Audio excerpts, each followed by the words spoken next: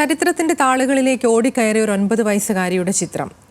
നാപാം ബോംബാക്രമണത്തിൽ ശരീരത്തിൽ പൊള്ളലേറ്റ് പൂർണ്ണ നഗ്നയായി ഓടുന്ന ആ പെൺകുട്ടിയുടെ ചിത്രം കാലം എത്ര കഴിഞ്ഞാലും ഉള്ളുലയ്ക്കുന്നതാണ്. നാപാം പെൺകുട്ടിയുടെ ആ ചിത്രം പകർത്തിയത് EP ഫോട്ടോഗ്രാഫറായ നിക്കൂട്ടാണെന്നാണ് ലോകം വിശ്വസിച്ചിരുന്നത്. എന്നാൽ നാപാം പെൺകുട്ടിയുടെ ചിത്രത്തിന് പുതിയ അവകാശവാദങ്ങളാണ് ഉയരുന്നത്.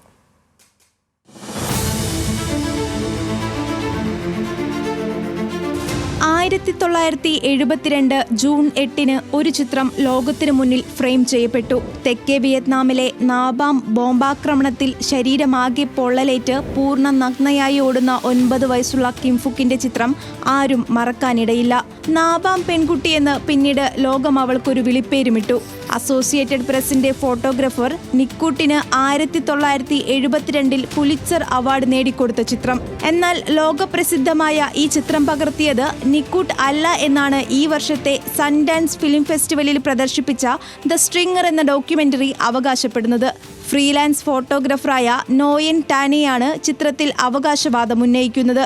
ഡോക്യുമെന്ററിയുടെ പ്രദർശനത്തിന് ശേഷം നടത്തിയ വാർത്താ സമ്മേളനത്തിലാണ് അദ്ദേഹം ഇക്കാര്യം പറഞ്ഞത്. NBC വാർത്താ സംഘത്തിന്റെ ഭാഗമായി നോയൻ തെക്കൻ വിയറ്റ്നാമിലെ ട്രാങ് ബാങ് പട്ടണത്തിൽ പോയിരുന്നു. അപ്പോഴാണ് കരഞ്ഞുകൊണ്ട് നഗ്നയായി കൈകൾ നീട്ടി തെരുവിലൂടെ ഓടുന്ന ഫുക്കിന്റെ ചിത്രം പകർത്തിയതെന്ന് അദ്ദേഹം പറഞ്ഞു. ആ ചിത്രം പിന്നീട് $20 താൻ AP-ക്ക് വിറ്റുവെന്നും അദ്ദേഹം അവകാശപ്പെടുന്നു.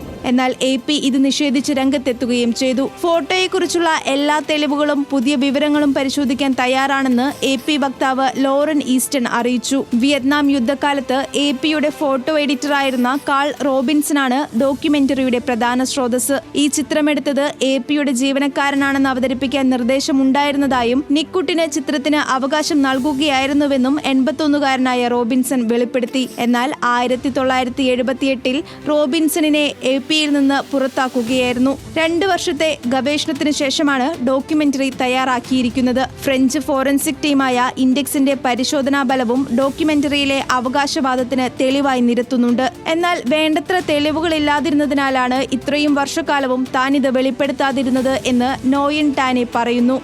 International desk, news Malayalam.